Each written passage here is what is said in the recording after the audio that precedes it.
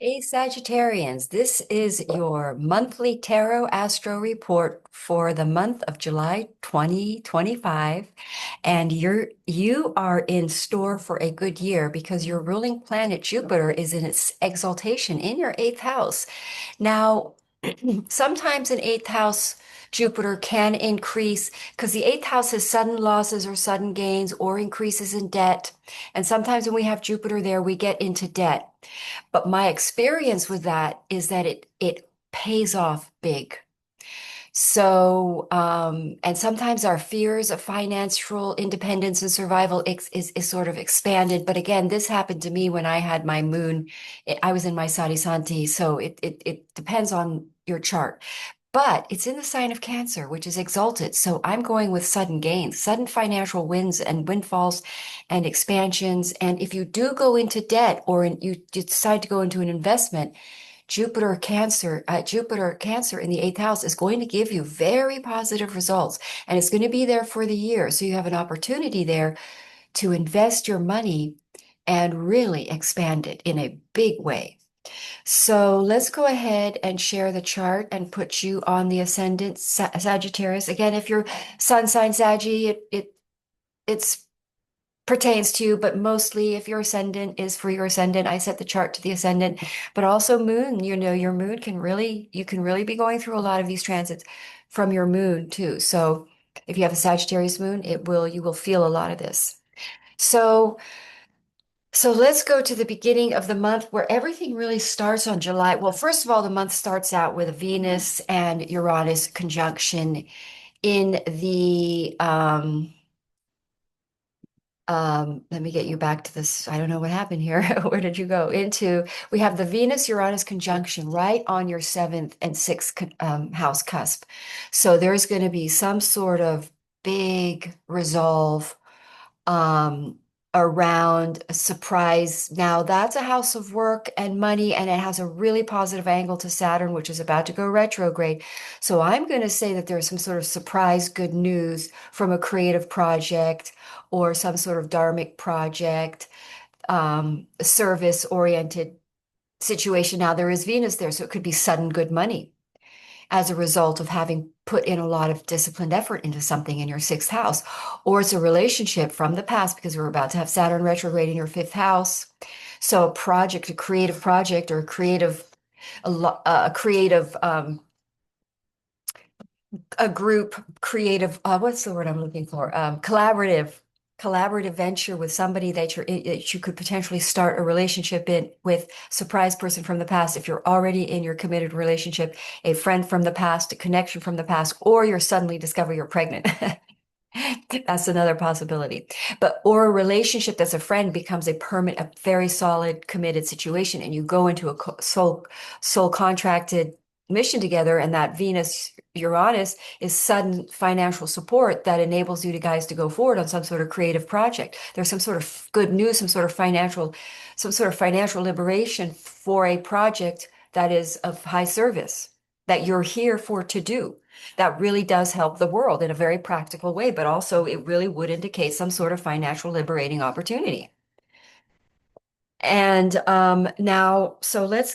Venus is then going to transit into Gemini, into your seventh house, where a new relationship could initiate, or a financial project with your divine mate or your true connected person that you're supposed to be with goes forward.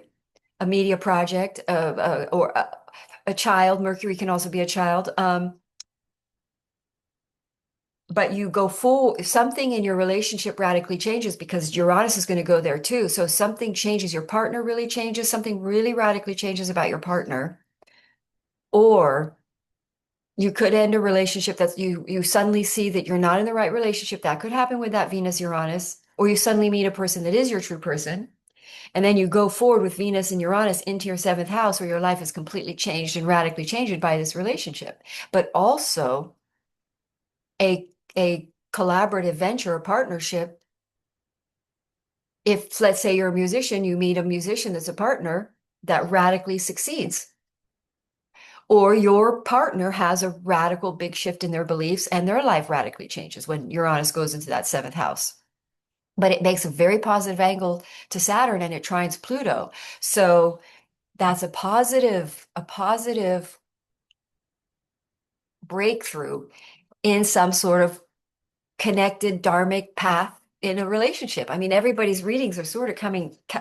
It's funny how you can get a very similar message in just a lot of the similar houses, with different houses. But we have that Jupiter Sun conjunction in your eighth, or that Jupiter transiting in your eighth. We already talked about that, where your finances, though, could have a big up, blow up, or there could be debt.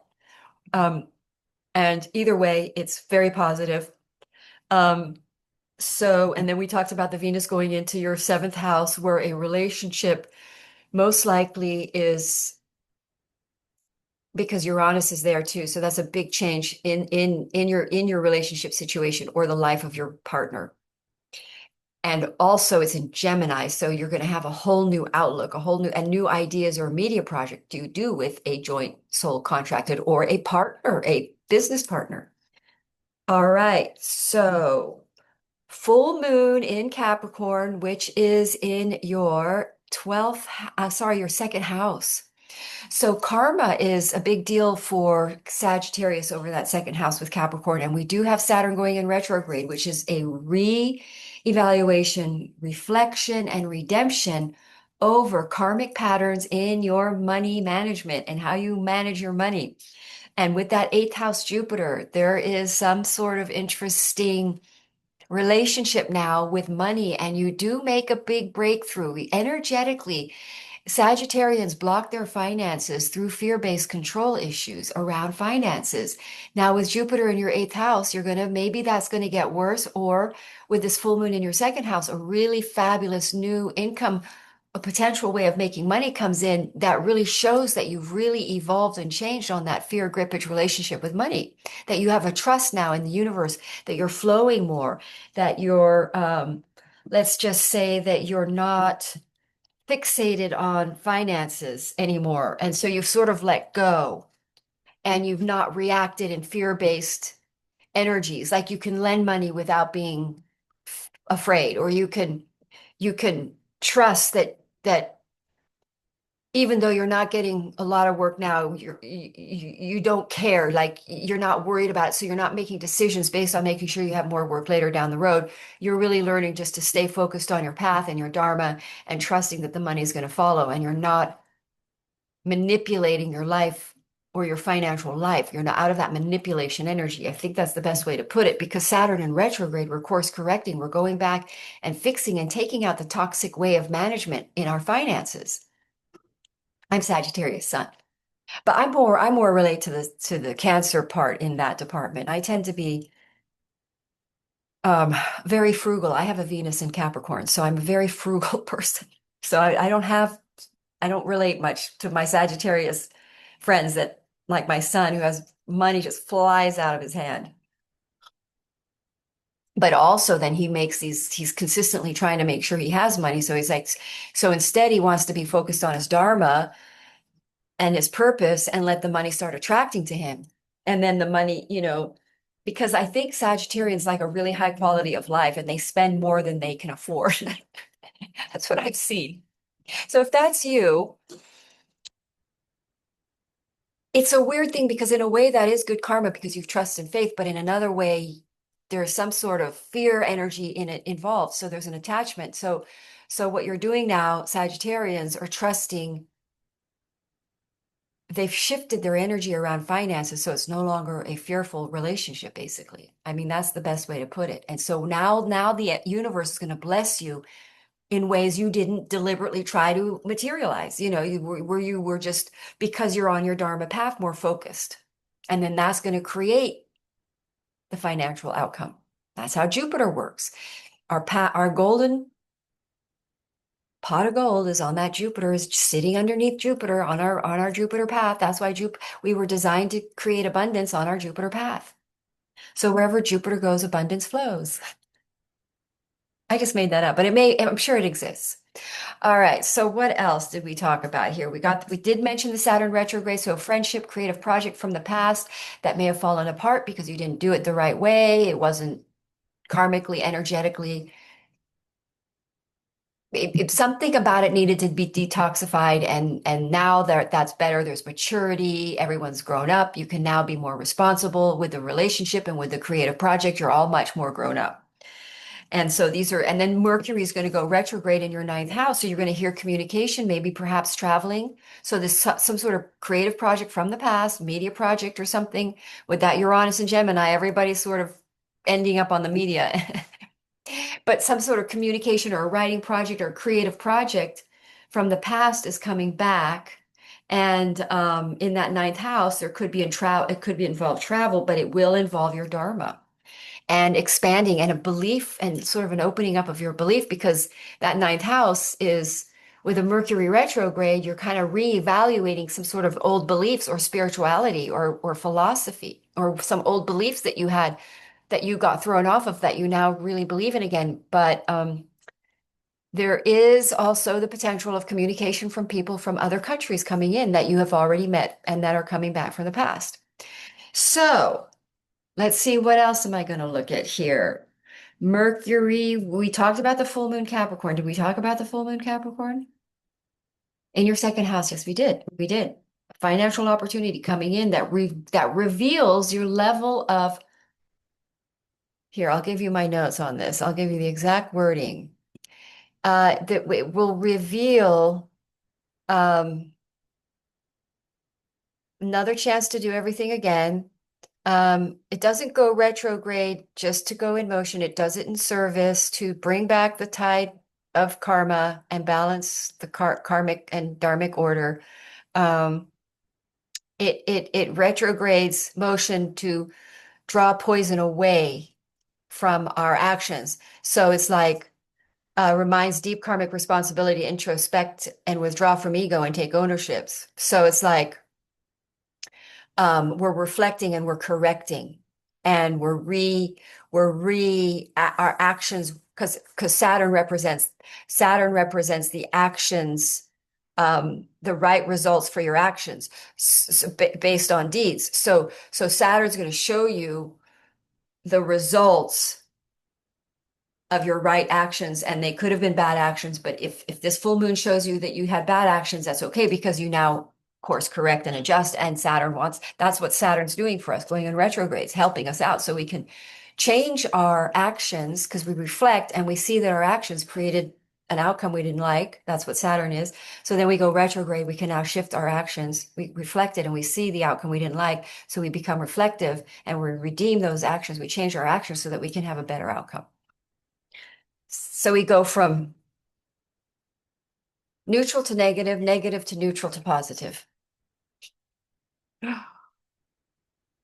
So that was the Mercury retrograde. We talked about the Mercury retrograde. Let's pull some cards out. I did see this marriage card. So Venus and Uranus in that seventh house could be a sudden, surprising, committed, if you're in a just boyfriend, girlfriend situation, it could turn into a committed marriage. All of a sudden, surprise everybody. That's Uranus.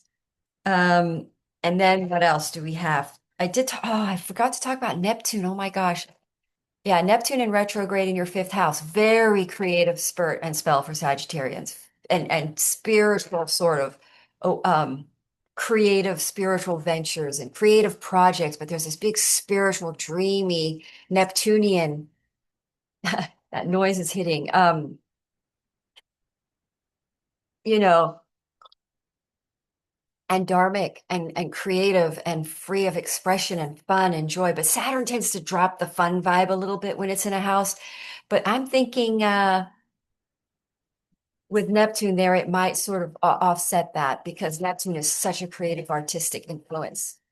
And it's ethereal and up the up in the ether realm, and then it's in Aries energy, so we're taking new beginnings, new initiatives and projects that are creative, that are downloaded from the ethereal realm, that are spiritually guided, that are our dharma. So I'm just going to pull some cards here. Chiron is continued to be in your fifth house, so you are learning and growing to be in your power in relationships and friendships, connections. And that goes retrograde too at the end of the month. So some of these new beginnings do bring up some old issues again. But again, these are old issues that we've worked through, that we now are testing in relationships or in our new steps. these are new, these are old things coming back from the past, old relationships, old projects, old connections, old collaboratives that we weren't evolved enough for at the time, or we weren't cleared and karmically enough. So now we're coming back. And so now all these projects are coming back. Now they're going to reveal our level of growth. And it isn't 100%. So when Chiron goes retrograde, it's going to show the part that isn't 100% that we couldn't see until we were in these connections or in these situations again. So this time in these situations, we change how we act. We don't react. We detach and we're mature. And so now these connections and these projects and these relationships can all go forward.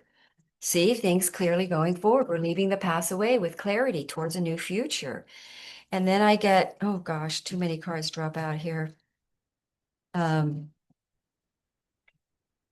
what else can I say here? Let's see what cards come out for Sagittarius here. Yeah, we talked about Uranus, Neptune, RX. Sun goes into Leo in your ninth house. There's a good chance you travel or become very focused on sort of your dharmic or spiritual creative stuff, Leo. There's this connection between spirituality and creativity here for Sagittarius with that Aries over the fifth, Saturn, Neptune in the fifth, and that Leo in the ninth. And then we have that new moon in Leo in that ninth house. So that puts a lot of focus. The sun goes into your ninth house, the new moon there, Mercury, a retrograde will be at that point. I don't want to shift it because I'll lose my Aries, my Sagittarius in the first house, and then I'll mess up my houses. But we've got that new moon there. So we really do have a nice creative, and that new moon is going to square Uranus. So that's going to be a whole new surprising belief, whole new surprise shift in a creative project. And there's some sort of spiritual or higher realm or, philosophical shift, a new belief. I keep getting that Ace of Swords, clarity, big clarity because Neptune is going to be in retrograde. I think Neptune retrograde brings clarity, especially for Sagittarians. Communication. Why do I say that? Well, because Sagittarius we're ruled by Jupiter. We share a planet ruler. So yeah, communication from relationships from the past that there's now no longer an attachment to. So there's relationships coming in from the past, communication. I do get divine counterpart cards too. Empress. So, there was a fear blocking. There was some kind of a fear or healing that needed to occur before this whole project and this union could. These are things that have been tried to come into our lives from the past that keep trying to come in and we're not ready for them. We reject it. There's some sort of drama. There's some sort of problem. Then it tries again. But it's how you know it's your dharmic path or your dharmic relationship because it keeps reappearing in these transits because the universe is trying to get especially Sagittarians onto your dharmic purpose path. And your Jupiter in your chart will show you what that is. My Jupiter's in the 10th house. So it's my career dharma to make my career a part of my career is to bring spiritual truths and ignite and inspire people about life again. So that's kind of like my purpose. So it's from my Jupiter, I can see that. It's an Aries in the 10th house. So I'm a Sagittarius sun in the sixth. My sun in the sixth shows that and Sagittarius, you can also look at your Sagittarius house because it's ruled by Jupiter. My sixth house is about being in service. So, so yeah, committed new, oh wow, relationships going forward here, Sagittarius. Big time, yeah. Commitments going forward. There's that Jupiter and Cancer going forward with a major connection. Boop, boop, boop. Commitment. Saturn in the fifth. Relationship turns serious. Friendship goes forward into joint resources. Oh, Wheel of Fortune. There's your card. That rules Sagittarius. So good time, Saggies. Nice that we can wrap the read up with this card. So your destiny, because that is the card. This card rules Jupiter, or that's the card Jupiter rules, which is our destiny. And that card literally means the tilt in your destiny. So I hope that was helpful. Do feel free to contact me if you would like a reading. I do tarot and astrology, and I use my psychic skills as a sort of third vote. And my email is below, and my website is there. You can see all my pricing and how to book a session. All right, have a wonderful month of July and a happy 4th of July. Namaste.